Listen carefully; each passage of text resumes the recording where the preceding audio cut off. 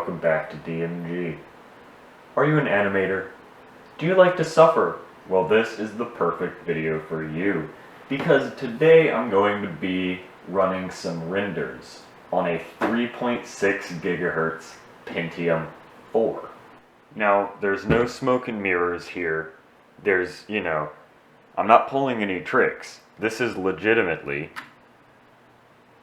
Cinema 4D R23 running on this CPU that almost maxes out just from opening Task Manager. Now, the viewport is completely black because the GPU I have in here, the 9400 GT, is not capable of rendering the 3D objects in the viewport because it doesn't support OpenGL version that this Cinema 4D version needs. However, that doesn't mean that CPU rendering won't work. This is actually a 64-bit CPU. Most of the last Pentium 4s were all 64-bit. I think all of the ones on LGA 775 actually were 64-bit. So this is 64-bit Windows 10. Now, what I'm going to do here is render just one frame of my nebula explosion animation at 3840 by 2160. Oh wait, sorry, there we go. And we'll just see how long it takes. Now, for those of you who have never used Cinema 4D, it's actually the engine that Cinebench is based on. So this is pretty much the same as running a Cinebench test. But with Cinema 4D, you can create a lot of effects that you can't do with Cinebench. So it's arguably an even more in-depth test. So we're going to look at the render time for this one frame and compare it to my 8-core 16-thread workstation CPU. Now it should be mentioned. There we go. Yeah, so 3.6 gigahertz. Although it shows 2 cores, it's actually 1 core, 2 thread. It's hyper-threaded. It says 16K of L1. I think that's wrong. I believe this actually has 28K of L1, but it really doesn't matter, because that means that these 2 threads are fighting for that tiny, tiny amount of cache. So that's really going to slow down our performance. Alright, 20 minutes and 13 seconds later, it has finished rendering this one single frame. For comparison, my workstation rendered all 100 frames of this animation in a little under 30 minutes. So, okay, it doesn't do too well. Let's say, what if we throw something a little bit more complex at it? Something with a lot more textures, a lot more surfaces.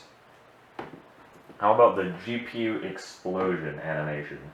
But it's going to be really complex to render because there's a lot happening on screen. I expect this to take upwards of 30 minutes. Okay, we just hit 1 hour of rendering down here, and it's like a little under halfway through the image. But it's doing these really fast because all it needs to render is just gray. It doesn't need to render, any of the big objects. But yeah, it's been going for over an hour at this point. I'm just going to end it and see how it handles the next one. And for the next one, I'm going to do the hard drive. And also, I don't have this computer connected to the internet, so all of its CPU power is going towards the render, not towards like doing Windows updates or anything, because that does actually max out the processor. Okay, I think there was interesting stuff. I'll just pick a random frame.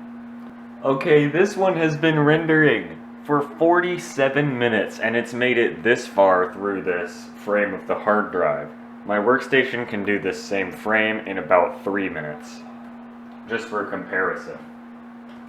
I'm actually going to end it because it's heating up my room a lot. Yeah. I think the last thing I'm going to try is rendering just some balls. Just some just some transparent balls that I made. I am so dumb. I just went onto the network thinking, where's my NAS? But I just said like an hour ago that this machine wasn't connected to the network. I put some more animation stuff on my NAS that I could try out. Alright boys, here we go.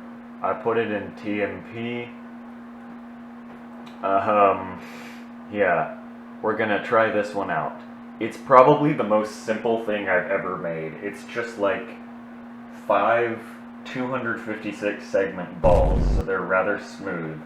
They have transparency effects, so it will have to calculate those, but if it doesn't do it in under an hour, I don't know what it can do in under an hour. Rendering to picture viewer. Balls.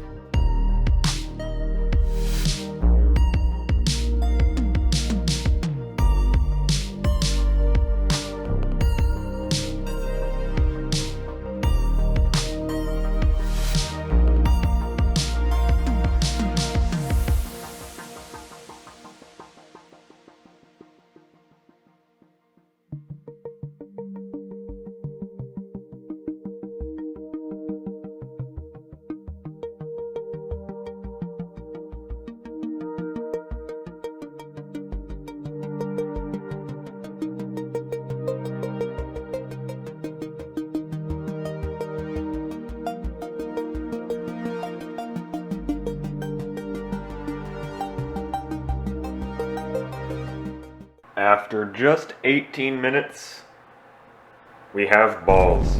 They have finished rendering. So yes, really simple renders with no background textures and, just a couple simple objects with a couple reflections work just fine. But, of course, I was just doing this as a test. You wouldn't actually want to render on a Pentium 4. I'd say the minimum spec CPU you'd want to run this on is a Core 2 Quad. Wait, that's a spoiler? But that's it for this video. Thank you everyone for watching. Subscribe if you enjoyed. And yeah, see you next time.